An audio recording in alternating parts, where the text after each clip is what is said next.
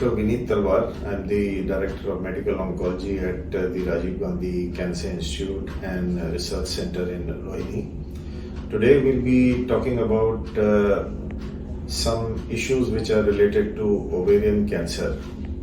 So, ovarian cancer is basically a disease of elderly women, and we find that almost 70% of the cases are beyond 50 years of age.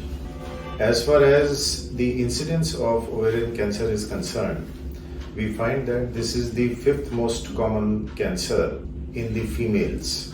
Apart from this incidence, 10% of these cancers are hereditary. So now we know in which age group this occurs and what is the risk during the lifetime in these ladies. The prognosis of these patients depends upon the stage. There are 4 stages, that is stage 1 to stage 4, amongst which stage 1 and stage 2 are the early ovarian cancers. Stage 3 and stage 4 are the advanced ovarian cancers.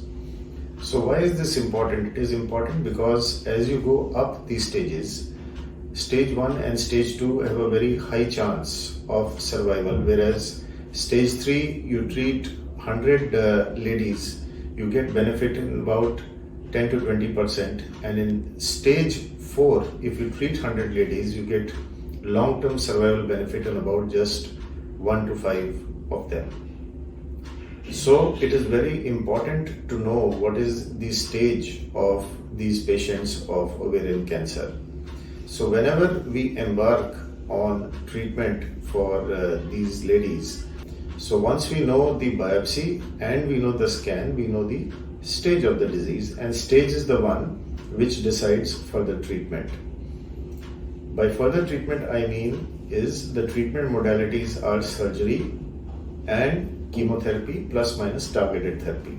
So if we find that the clinical stage in these patients is early, then these patients are amenable to surgery first, followed by adjuvant or treatment which is after the surgery. Sometimes we find that these patients are in an advanced stage.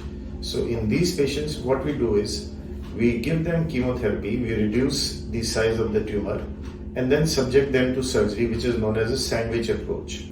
Sometimes when these patients have an advanced disease, we give them some maintenance treatment also, and in that we check for these heritable risk factors like BRCA1, BRCA2 and HRD. If these are there, then we give some tablets which are given over a long period of time as a maintenance treatment. So this is in a nutshell how we go about treating a case of ovarian cancer in ladies.